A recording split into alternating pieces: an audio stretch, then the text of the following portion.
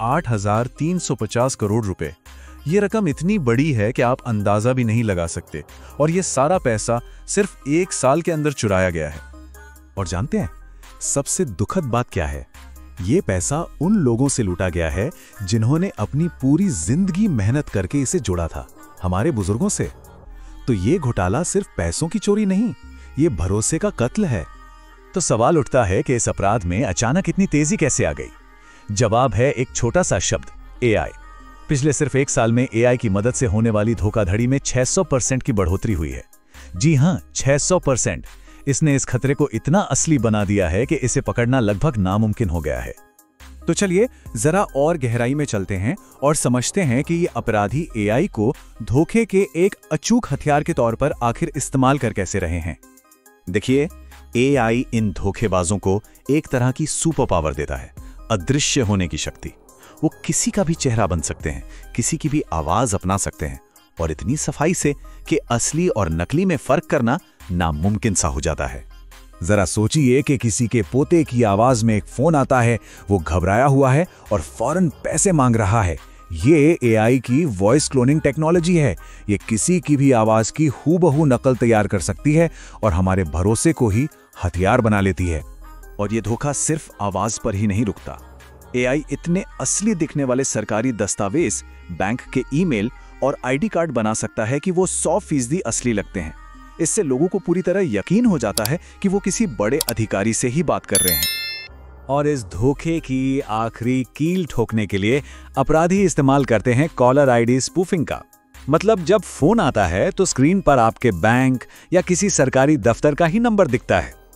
शक की कोई गुंजाइश ही नहीं छोड़ी जाती। ये कोई अचानक किया गया हमला नहीं है, नहीं, ये एक बहुत सोची समझी साजिश है जिसके 3 चरण होते हैं। आइए देखते हैं कि ये अपराधी अपना जाल बिछाते कैसे हैं।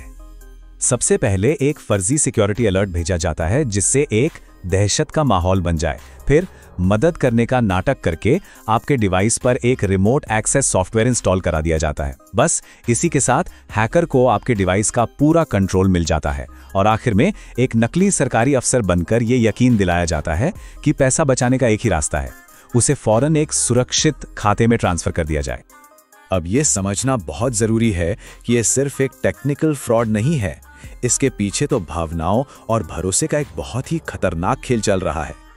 जैसा कि साइबर क्राइम स्पेशलिस्ट प्रोफेसर त्रिवेणी सिंह कहते हैं, अपराधी अब सिस्टम को हैक नहीं कर रहे हैं, वो इंसानी भावनाओं और भरोसे को हैक कर रहे हैं। ये एक तरह का मनोवैज्ञानिक युद्ध है। ये धोखेबाज हमारे दिमाग के साथ खेलते हैं। वो डर और जल्दीबाजी का एक ऐसा माहौल बनाते हैं कि हमारी सोचने समझने की शक्ति कमजोर पड़ जाती है और फिर हम बिना सोचे समझे वही करते हैं जो वो हमसे करवाना चाहते हैं, खासकर तब जब वो किसी अधिकारी होने का नाटक कर रहे हों। ये स्लाइड इस पूरे धोखे का सार है। वो कहते हैं हम आपका अकाउंट बचा रहे हैं, जबकि असल में वो आपको ही अपना पैसा ट्रांसफर करने के लिए फंसा रहे होते हैं। ये भेड़िए हैं जो भेड़ की खाल ओढ़ कर आते हैं। वो रक्षक होने का नाटक करते हैं, जबकि असली शिकारी वही होते हैं। तो अब जब हम इस खतरे की गहराई को समझ चुके हैं, सबसे जरूरी सवाल ये है कि इससे बचा कैसे जाए। चलिए अब बात करते हैं आपके अपने सुरक्षा कवच की। तो इस जाल से खुद को बचाने का सबसे सीधा, सबसे आसान और सबसे असरदार तरीका क्या हो सकता है? प्रोफेसर त्रिवेणी सिंह की यह सलाह सबसे जरूरी है। इस बात को गांठ बांध लीजिए। कोई भी असली बैंक, कोई भी सरकारी संस्था या कोई भी टेक कंपनी आपसे फोन पर कभी भी ये चीजें नहीं मांगेंगी। कोई रिमोट एक्सेस सॉफ्टवेयर इंस्टॉल करवाना, किसी सुरक्षित खाते में पैसा भेजना या आपके पासवर्ड और पिन जैसी निजी जानकारी। मैं फिर दोहराता हूं, कभी नहीं। इसलिए हमारा सबसे मजबूत बचाव कोई टेक्नोलॉजी नहीं, बल्कि हमारी अपनी जागरूकता और सावधानी है। अगर कोई भी कॉल या मैसेज या लिंक थोड़ा भी संदिग्ध लगे तो घबराहट में कोई भी कदम उठाने से पहले हमेशा सीधे उस बैंक या कंपनी के ऑफिशियल नंबर पर फोन करके या उनकी वेबसाइट पर जाके एक बार वेरीफाई जरूर करें। ये पूरी बातचीत हमें एक बहुत अहम सवाल पर लाकर खड़ा करती है। जैसे जैसे टेक्नोलॉजी और ज्यादा स्मार्ट होती जा रही है, हम ये कैसे सुनिश्चित करेंगे कि हमारा भरोसा ही हमारी सबसे बड़ी कमजोरी न बन जाए? इस पर जरूर सोचिएगा।